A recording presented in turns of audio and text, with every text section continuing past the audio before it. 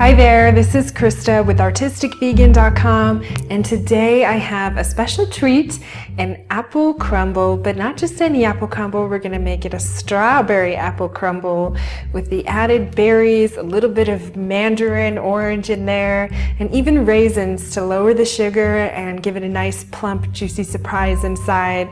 This is a really nice easy dessert you can whip up whether you have company coming or you just want to have it around the house. You can even freeze it and have it later. Though it's so good, ours has not yet made it to the freezer. It may this time though, since we recently tested it. For the base of this recipe, you'll want strawberries, apples, mandarin orange, cinnamon, and some raisins. And then for your topping, you'll need some oats, almonds, almond flour, coconut sugar, and some more cinnamon, and then a little pinch of salt along with some coconut butter. So that's everything you're gonna need for this recipe. To start, I have my oven preheating to 350 degrees Fahrenheit, and I have a 9x13 dish that I've lightly greased.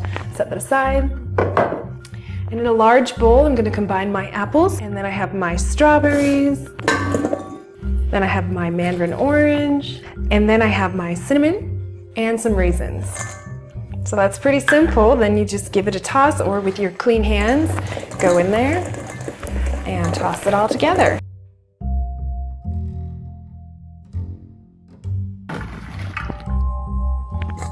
To the crumble, you also want to add a couple tablespoons of preferred flour. I just have some almond flour.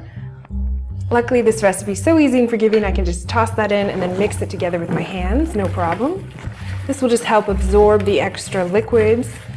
Then all you have to do is make the crumble. This is a really simple recipe. I love how easy it comes together. So I have 1 cup of almond flour. To that, I have a ½ cup of sugar, and this is coconut sugar with a lower glycemic index. Then you want a cup of almonds.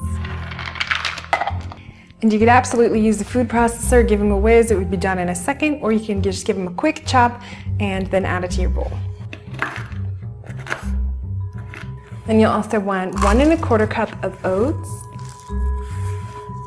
If you use a gluten-free oat variety, then this is also gluten-free. If you have celiac disease and you can't use oats, you could use a gluten-free flour or whatever you want here.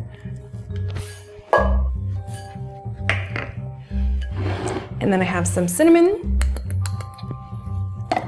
and a little pinch of salt. Just gonna give it a quick mix. And then you'll want 1/2 cup of cold or pretty solid coconut butter. So you want 8 tablespoons or 1/2 cup of that.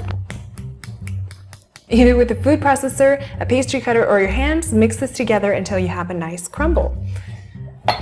I just like to use my hands, but by all means, use your preferred tool. You'll want some chunks to remain, so this looks really nice, and then just pour it on top. I'm gonna plop it in my oven at 350 degrees for 40 minutes, turning it halfway, and then I'm gonna let it cool for as long as I possibly can.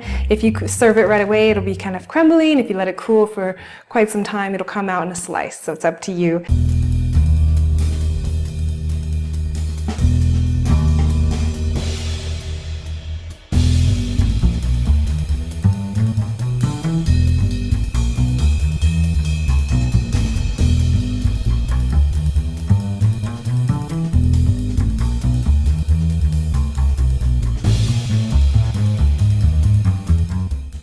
The crisp baked for about 45 minutes total, and I turned it halfway through, and then I've let it cool for about 30 minutes or so, and we would like it hot, so we're gonna have some. And we also have a little ice cream, and this is simply just some frozen bananas with a little bit of vanilla coconut milk, or vanilla almond milk that's been mixed together, and you can't beat that, so here we go.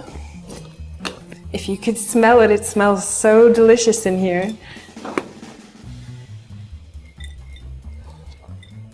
Look at that beautiful, beautiful crumble, strawberry apple crumble. And Gerald wanted me to point out that I did make us some chai tea. This is the chaga chai tea that I recently featured. It's back on the stove there. And with the combination of the crisp and the tea and the ice cream, woo, we're in for a treat. Then just add some of the nice cream, as it's also called.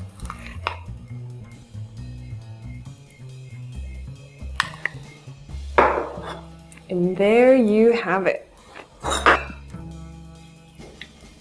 And when you refrigerate it, it'll come out in beautiful slices.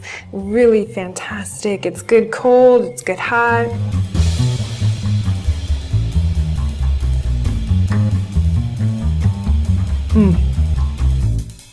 I really love the strawberries and the apples and the raisins. And I think you will too, with a little bit of crunch from the nuts.